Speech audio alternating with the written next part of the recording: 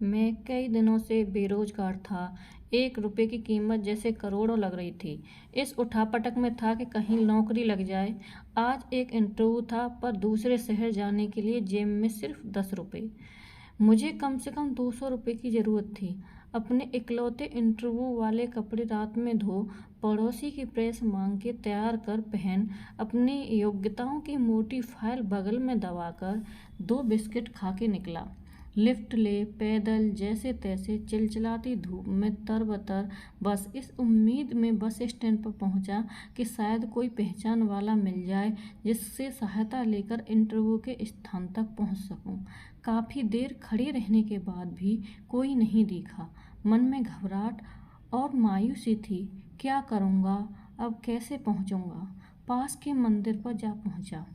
दर्शन कर सीढ़ियों पर बैठा था। मेरे पास में ही एक फकीर बैठा था। उसके कटोरे में मेरी जेब और बैंक अकाउंट से भी ज़्यादा पैसे पड़े थे। मेरी नज़रें और हालात समझ के बोला, कुछ मदद चाहिए क्या? मैं बनावटी मुस्कुराहट के साथ बोला, आप क्या मदद करोगे? चाहो तो मेरे पूरे पैसे रख लो। वो मुस्कुराता बोला। मैं चौंक गया। उसे कैसे पता मेरी ज़रूरत? मैंने कहा, क्यों? शायद आपको ज़रूरत है, वो गंभीरता से बोला। हाँ है तो, पर तुम्हारा क्या? तुम तो दिन भर मांग के कमाते हो, मैंने उसका पक्ष रखते हुए कहा।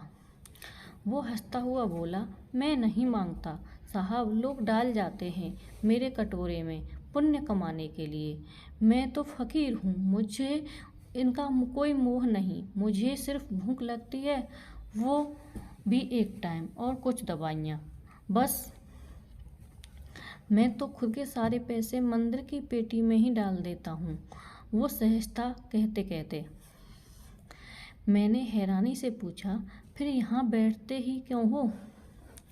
ज़रूरतमंदों की मदद करने, कहते हुए वो मन मन मुस्कुरा रहा था।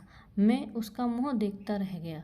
उसने 200 रुपये मेरे हाथ पर रख दिए और बोला, जब हो तब लौटा देना।